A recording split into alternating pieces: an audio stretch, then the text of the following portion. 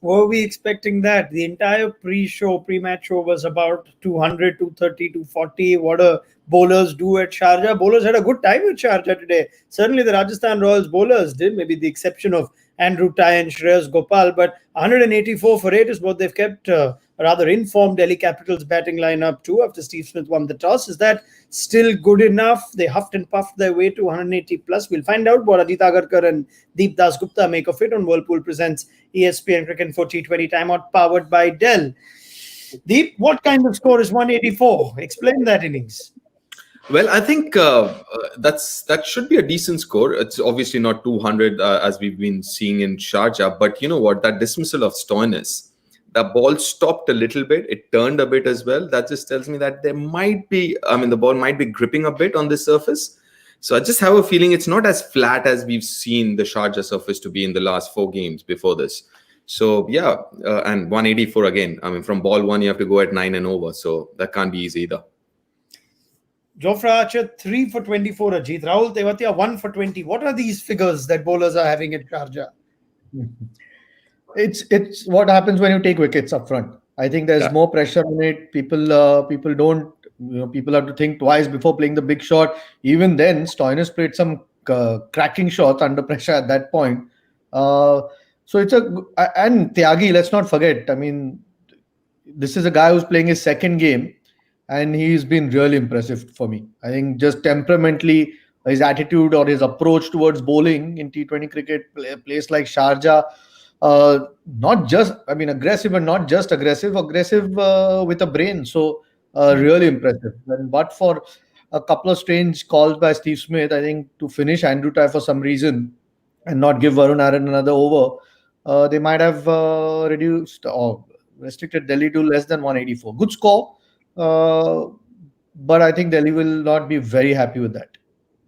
All right, and let's analyze a couple of those performances. Stoinis that gave the innings a little impetus, Deep, even after the wickets fell, and then Hetmeyer with his first real bat in the middle. He's not quite had as much time, or he's had limited opportunity, but he made it count. He did, actually. And listen, there were very clear bowling plans. I thought it was very, very clear. It was short, attacking bowling, and obviously they had the pace. That's the reason they picked up Varun, because of his pace. So they were bowling short, they were bowling quick, and also the spinner. I thought Tewatia bowled beautifully, but okay, going back to Hetmeyer, as you mentioned, I think from a batting perspective as well, Stoinis, Hetmeyer, I think they had very clear plans as well. Stoinis, you pitch anything up to him or too short, he was coming after you. Hetmeyer again, he's not going to leave anything which is short. He's got out a few times trying to play that shot, but anything pitched up or short, they were going at it. So I think the plans, what stood out in this innings, both bowling plans and batting plans, they were very, very clear, especially with Hetmeyer and Stoinis. In which regard, then, Ajit, Andrew Ty's over that cost Delhi a serious amount of runs at the end. What was it, the 19th over from Ty that cost them 22 runs? That could be a significant over at the end of this game.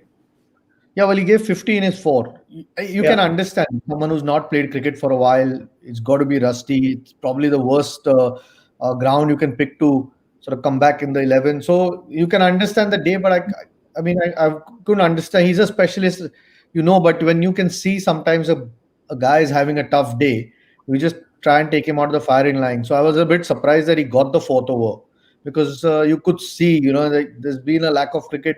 A lot of people took a bit of time to get into this tournament. So I have some sympathy towards him, but not this great decision making then to give him that 4th over, because you had an option. If you didn't, I can understand. Varun Aaron playing as a specialist bowler. I thought he bowled quite well at the start. Did go for 25 runs, but I thought he bowled quite well. So maybe not the best call that they took. But like I said at the start, they might be looking at this Delhi Capitals lineup and thinking, 200 be a good score. They've restricted him to 16 less. So a couple of good performances, a tough day for Andrew Ty. Yeah, fair enough. On the other hand, Jofra Archer had some fine figures, fine returns at the end of it. And what was wrong with Delhi's running between the wickets, Deep? Listen, I can understand the first one was brilliant, but Rishabh run out was, it was beyond me. I don't know what, there was no run there. I know Stoinis gave a little start after playing that shot. He took a couple of steps, but that's like, while you're batting, that generally happens. you after playing a shot, you do take a couple of steps. But I think Rishabh was backing up way too much. He was like halfway down the pitch there, and the ball went straight to the fielder. So I don't know what he was doing. But you know what? Let me say this. I think the bowling plans were really good, especially Tevatia, the fast bowlers. I just have a feeling that this could be a template for bowlers or the Hmm. bowling units going forward, playing on flat Sharjah pitches, provided you have those resources. You go with that, Ajit? There's something that if the likes of Rabada and Nokia can also pick up from the way Rajasthan bowled today. Yeah, but I mean, look, again, we spoke about Prithvi maybe being tested with a short ball. They probably Yeah. have to start getting a bit wiser because he was in a mood to slog. I mean, I kind of praised him a lot for his defense, but today it didn't look like he wanted to defend anything. Yeah. I think Delhi were a bit careless with their batting. Uh, they perhaps in their mind they were a bit too aggressive of getting too many Dhawan, a little bit unfortunate ball on his legs, just flicks one straight to the fielder, and then those two dismissals of Prithvi, just very careless, very sloppy sort of shot after having hit Archer or pulled Archer the ball before, almost overthinking that it's going to be another short ball. Wasn't quite short. It was a decent length ball. So uh, not great thinking. And then Shreyas again guilty of sort of being a little bit too casual or just misunderstanding while running between wickets. And that's what good fielding does sometimes. That acts like your extra bowler. You get a couple of run-outs in innings or a brilliant catch on the boundary of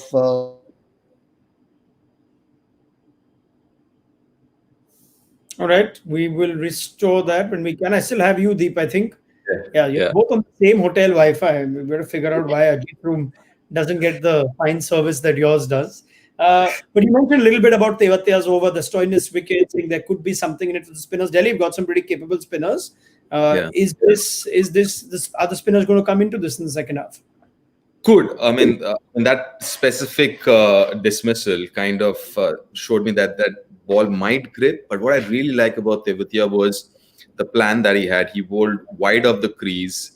Obviously, the ball wasn't turning that much, so he used the angle really well. He did not really bowl leg spin that much. It was more flattish and a flipper kind of deliveries. So he used the angles really well, and also making the batsman play square of the wicket. So he was making the batsman cut, be it Hetmeyer when he came in, be it Stoinis, even the deliveries which were fuller, they were also wider as well.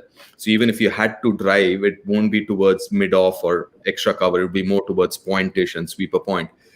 So I think Tevertia was very, very impressed, especially on this surface, bowling to Hetmeyer, Stoinis. It showed a lot of temperament and smartness on his part. As it turns out, there's no wrist spinner in the Delhi side, though two very talented finger spinners. Are they still going to have some kind of impact, Ajit? Finger spin to come into this? Yeah, they should. I mean, they're just quality bowlers, both of them know their craft quite well. I expect them to make an impression. That's a really good attack, and that's why then uh, even though it's 184 and we keep saying it's less, 184 is still a fairly big total. Yeah, But because of Sharjah, we keep saying it's less, but they've got an attack which can defend it. Yeah. If one of the teams that has an attack that can defend a slightly below par score in Sharjah, it's Delhi, and they've been in great form. So I've no doubt that those two spinners will. If they don't, Rajasthan might just cruise. yeah. Yashasvi Jaiswal's had a six in the first game, dropped for several games after, had a not in the last game. That kind of catch, then a run out. Now he comes out to chase a below Pasco. Anyone going for Yashasvi Jaiswal to get some runs could help Ajit, couldn't it? Would be lovely. Would be lovely Yeah. if he does. I mean, I've seen him in Mumbai cricket, and he's a very talented kid. Uh, Hopefully, that performance in the field kind of gives him a little bit of confidence. I'm not sure how much when he goes into bat because he still has to face some of the best bowlers in the world. So, but it certainly will make him feel a lot better about himself when he goes out to bat. And you can't ask for better conditions than what he has on offer. So if he needs to get through those first over or two because he's got all the shots in the book. Butler's got some runs last game. Steve Smith's the interesting one. Deep 250s in Sharjah, and then seemed like he was just slogging at everything in the next few games. He's back at Sharjah now. Would you expect him to just play a different role with a chase and a target in mind? Would that help him? I think so. I think so. Because he's too good a batsman. I'm sure if he must have figured that out as well. The way he's batted in the last 3 games outside Sharjah, I'm sure he must have thought about it and gone through it. I mean, knowing him, someone who talks, sleeps, eats cricket 24/7. I'm sure he must have figured that out. I don't know. I would also like to see him bat at 4. To be honest, Sanju at 3. There are early wickets or whatever. They're 2 out for nothing. He's someone who can kind of hold this innings together. So I'd rather see him at 4 and not 3, and Sanju at 3. Yeah, it's not a bad call, Ajit. You'd go with that because you've got that Maipa, Lomro, Rahul Tewatia, Shreyas Gopal, Jofra Archer. You're not quite sure whether what to expect from the middle order. Smith at 4 for you or Sanju Samson? Yeah, I mean, I said it the last game as well. Agree with Deep completely.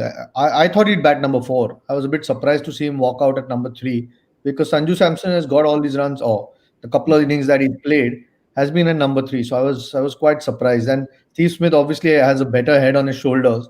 Batting at number 4 can perhaps bat with the lower order, who are slightly newer guys. So yeah, I hope he does because Sanju Samson, the runs that he's got have been in Sharjah and at number 3. So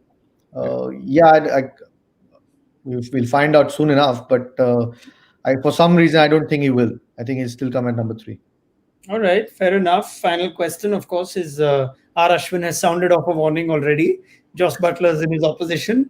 Anybody going for a run out at the non-strikers? And I won't use the term monkering because it annoys me. I'm glad you're not using that term. I think that's a fair. A run out backing up. Anyone going for some drama over there? Would be just perfect. We need that. I mean, Ashwin's been quiet. He was nice to Aaron Finch before.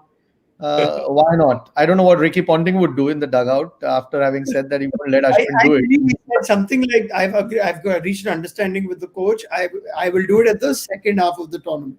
Trust Ashwin to work his way or talk his way into it. So, no, but I mean, look, if someone's taking a sort of advantage of that, why not? I mean, you're justified if someone is. That's almost cheating, isn't it? You're stealing a couple of yards, but it'll be lovely. It was 3 yards out.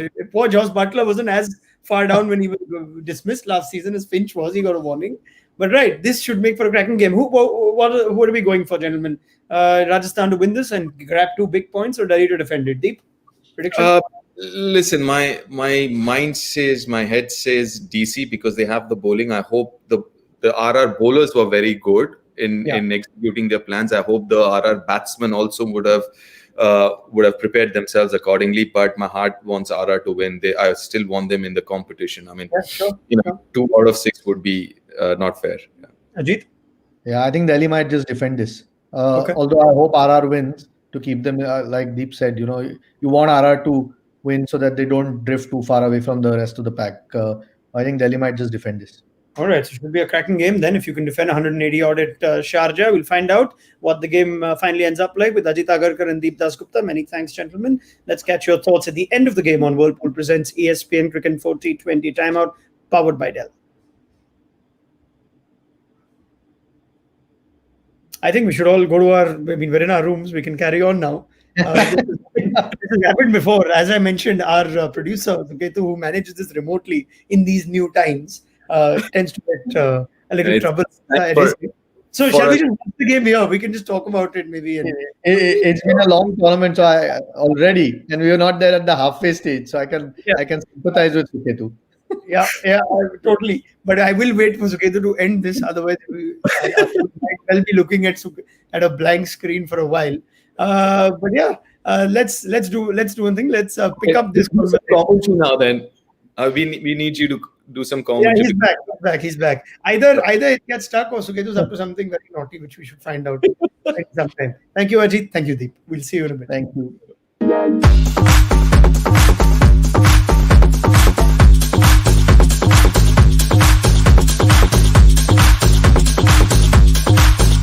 Yeah.